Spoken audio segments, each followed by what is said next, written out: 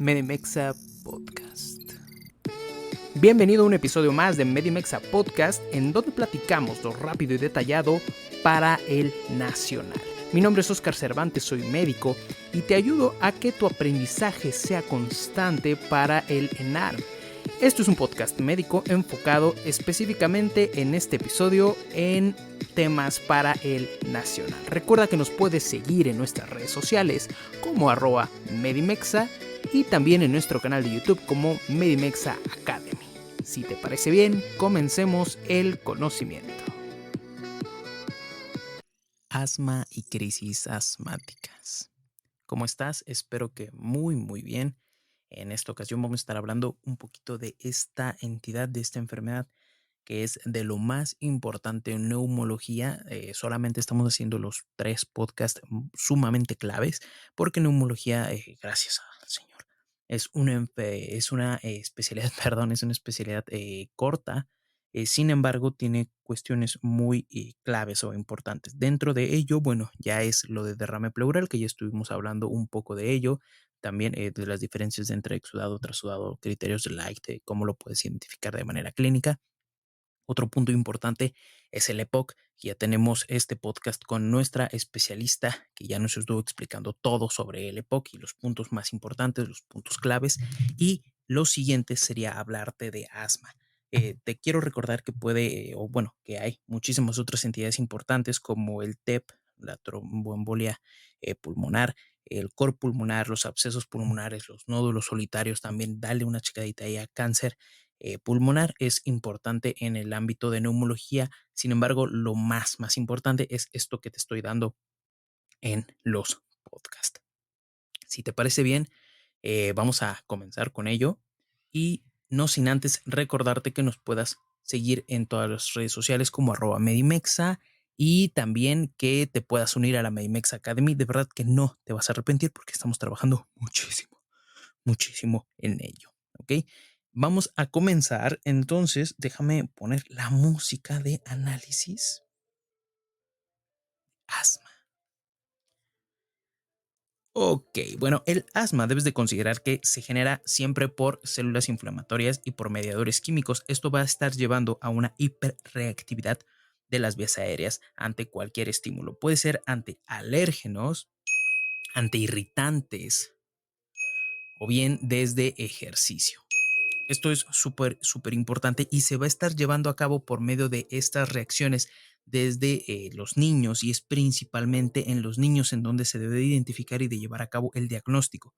De manera crónica, que va a estar generando una remodelación de la vía aérea con hiperplasia vascular y con cambios estructurales que pueden llegar a ser irreversibles. Y se va a estar considerando como la enfermedad crónica más común en pacientes pediátricos. ¿Qué puede agravar estos cuadros? Puede agravarlo la rinosinusitis, también puede estar agravándolo el reflujo gastroesofágico y la sensibilidad a AINES. Aquí también debes de considerar la marcha atópica, que va a ser la rinitis alérgica, la dermatitis atópica y también que esté generando cuadros también ahí de rinosinusitis o tal vez de conjuntivitis alérgica. Esto es súper importante considerarlo para previo a asma o antecedentes de asma. ¿Cuáles pueden ser estos factores de riesgo? Bueno, esto que ya te había dicho, ¿no? La marcha atópica, el humo de tabaco también es súper importante y las infecciones respiratorias virales. Estos son súper importantes como factores de riesgo.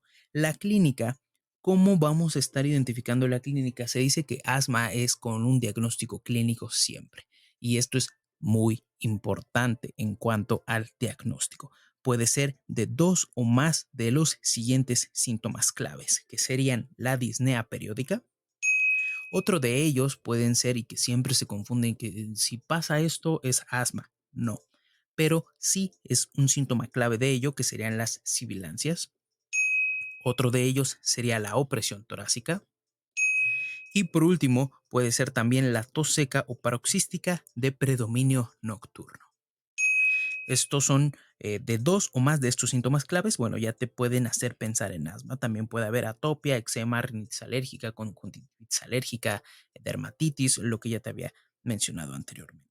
En cuanto al diagnóstico, la GPC siempre va a estar considerando como primera opción el diagnóstico clínico y esto se debe de considerar o se debe de confirmar, perdón, se me fue la onda, se debe de confirmar por algo que seguramente ya lo sabes, que es la espirometría. En cuanto a la espirometría, debemos de encontrar algunos puntos muy importantes que va a ser una instrucción, que va a ser, perdón, no es una obstrucción, es una obstrucción reversible del flujo aéreo. Esta obstrucción reversible del flujo aéreo va a estar mejorando de más de 12% la FEBI. Aquí es, acuérdate que la espirometría debemos de considerar dos puntos importantes, la CBF y la FEB, o la BEFI o la BEF1, te lo voy a decir como BEF1 para no como confundirnos, en donde la BEF1 va a estar mejorando más de 12% con más de 200 mililitros de un broncodilatador que es salbutamol. Entonces se le da al niño salbutamol, mejora la BEF1, de una BEF1 base que ya teníamos mala,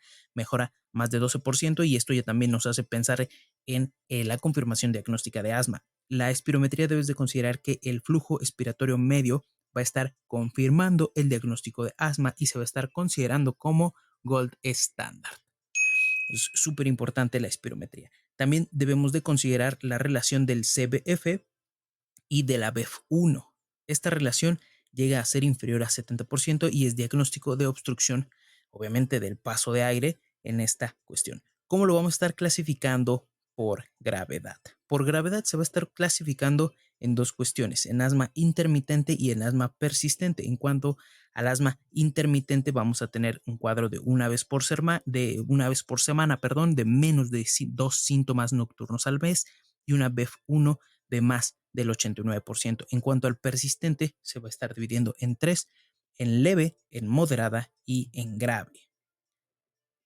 El asma persistente leve, vamos a tener, te voy a decir nada más 2 puntos, síntomas de una vez por semana y una BEF1 de más de 80%.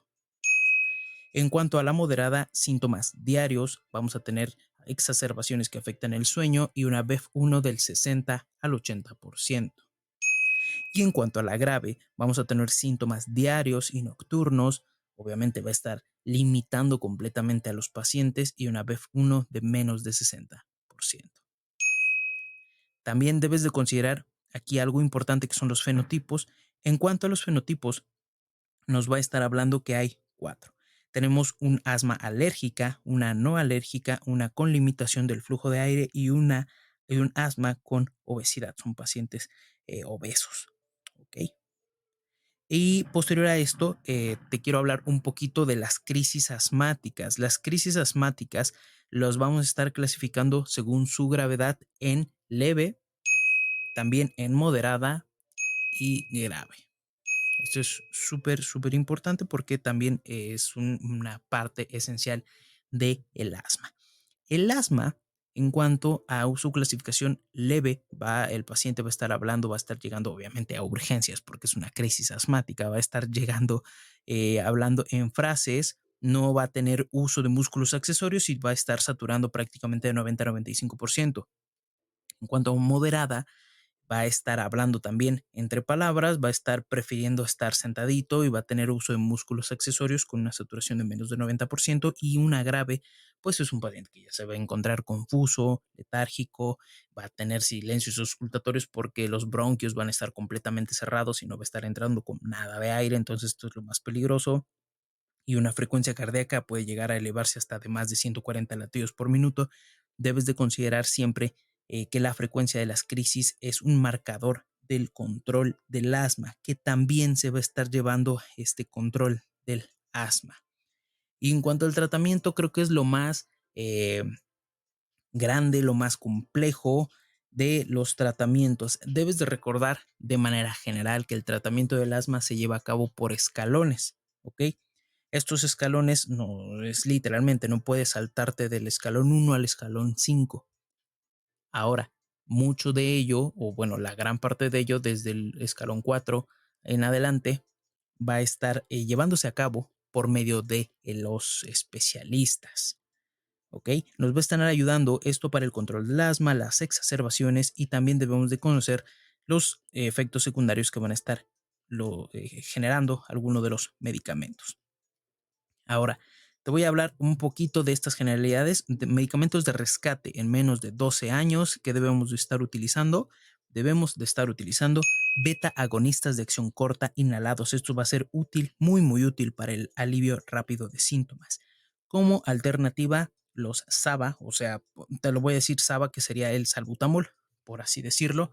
Puede ser también otros medicamentos como el salmeterol, pero el SABA, que sería, te lo voy a decir aquí como salbutamol, quédatelo claro en este momento así, más un corticoide, un corticoesteroide inhalado, perdón. En cuanto a crisis grave, vamos, el de base va a ser salbutamol más bromuro de hipotropio cada 20 minutos.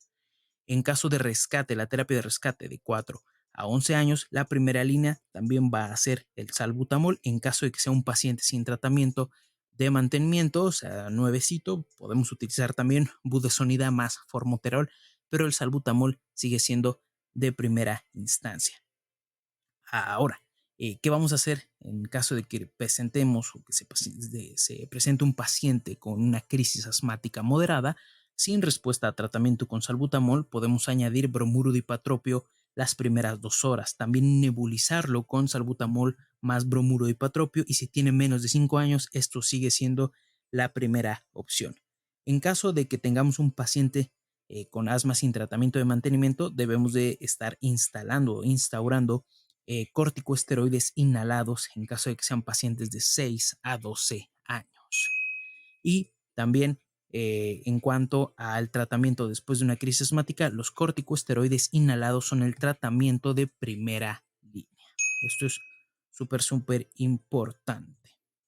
Debes de considerar que si tiene menos de 4 años va a estar utilizándose corticosteroides inhalados a dosis baja, y más de 4 años, bueno, deben de seguir un mantenimiento según los pasos 2 a 4, que te los voy a dejar en Instagram por si los puedes checar. Y también vas a encontrar anticuerpos monoclonales como el omalizumab, que esos ya van a ser a partir de los 6 años, y estos ya van a ser indicados nada más en en pacientes graves y principalmente por especialistas. Ya no nos metemos nosotros en ello.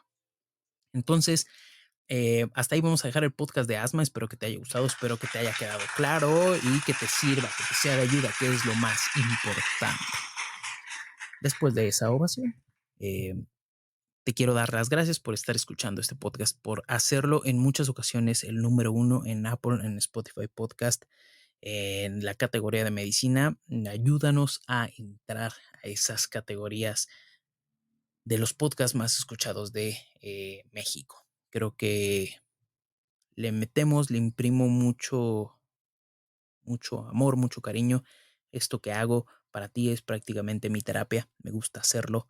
Lo he estado haciendo más de un año. Creo que he aprendido mucho. Creo que el audio ha mejorado mucho. Yo he mejorado mucho si tú me estás escuchando desde hace un año. Eh, y pues nada más.